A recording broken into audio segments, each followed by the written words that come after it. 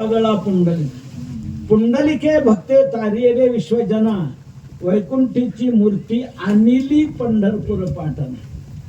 पुंडलिक भक्तराज तेने साधेले काज वैकुंठीचे निज परब्रह्म आणिले. पुंडलिके थारा देवने आणिले या चोरा. असं कितीतरी प्रमाण देता येतील की देवाला असं इथे आणलेलं आहे.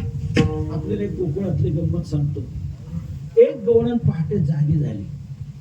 जागी झाल्यानंतर ती विचार करू लागली की सध्या चोरांचा सुळसुळाट फार झालेला.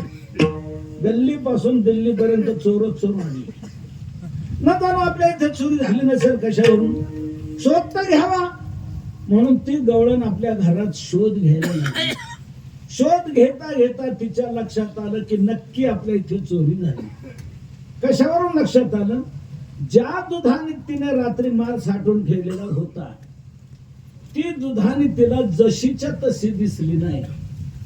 आपण ज्याच्यात माल साठवून ठेवतो ते भांड उतान असतं की पालथं असतं?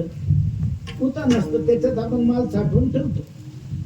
पण या गवळणीला ती दुधानी उताने दिसली नाही, ती तिला पालथी दिसली.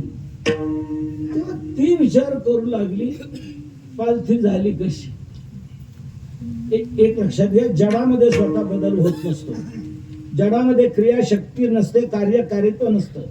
जडामध्ये बदल होण्याकरता कोणीतरी चेतन असावा लागतो. तो चेतन जडामध्ये बदल घडवतो. दुधाने ही आपोआप पालथी होईल कशी? याचा अर्थ कोणीतरी चोर शिरला, त्याने माझ्या दुधानेतला माल फस्त केला आणि दुधाने पालथी घातली. तिला ही पालथी दिसून आली. पाहती गवळणी, पाहती गवळणी, हो पाहती गवळणी, हो पाहती गवळणी,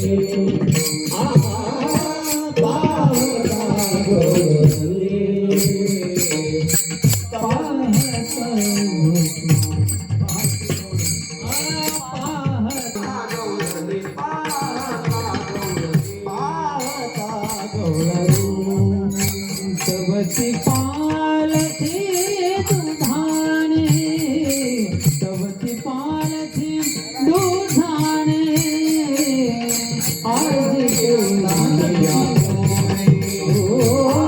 धनती नंदारिया.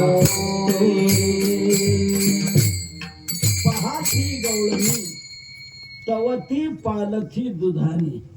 गवळण पाहते आहे तर तिला ती दुधाने पालथी दिसून आली. या दुधानेत मी माल साठवून ठेवलेला होता, ही उताने हवी होती, ही पालथी झाली कशी? याचा अर्थ कोणीतरी चोर शिरला, त्याने माझ्या दुधानेतला माल फस्त केला आणि ही पालथी घातली. असं चोरी झालेलं तिच्या लक्षात आल्यावर माणसं काही ध्यान लावून बसतात का? चोरी झाली असं ध्यानात आल्यावर लगेच आरडा ओरडा तिने सुरू केला. चोर चोर चोर जोराने ओरडते आहे. शेजारने धावून आल्या.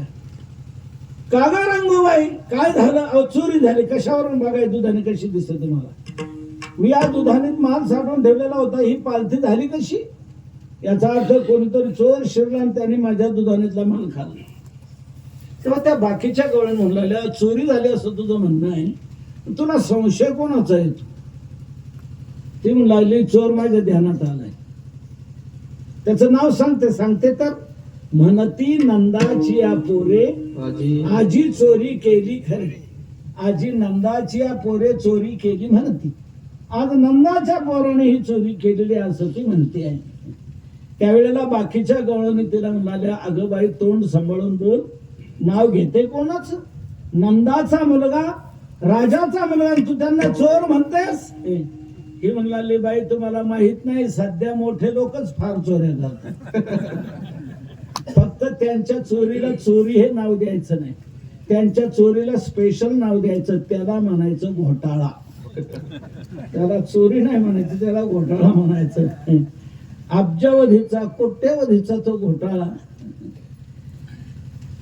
जाऊ द्या, त्या नंदाच्याच पोराने ही चोरी केलेली आहे. बाकीच्या वेळेला म्हणाले त्याच नाव का घेते, दुसरे चोर नाहीत का? हे म्हटले दुसरे चोर नाहीत असं नाही, पण माझ्या घरी जी चोरी झाली त्या चोराशिवाय दुसऱ्याला करताच येणार नाही. त्यावी न हे नासी नव्हे दुसरी आयसी, त्यावी न दुसरी हे आयसी नासी नव्हे, त्याच्याशिवाय दुसऱ्याला ही अशी नासाडी करता येणार नाही. तोच चोर. इतर चोर दृश्य पदार्थाची चोरी करतात, पण अदृश्याची चोरी करणारा एकच चोर आहे, तो म्हणजे भगवान. इतर चोर दृश्य पदार्थाची चोरी करतात, पण अदृश्य असणारं पाप, या पापाची चोरी करणारा दुसरा कोणी चोर नाही. तो एकच चोर आहे, तो म्हणजे भगवान श्रीकृष्ण. व्रजे प्रसिद्धम नवनीत चौरम गोपांगनांच दुकूल चौरम अनेक जन्मार्जित पाप चौरम चौराग्रगण्यम पुरुषम.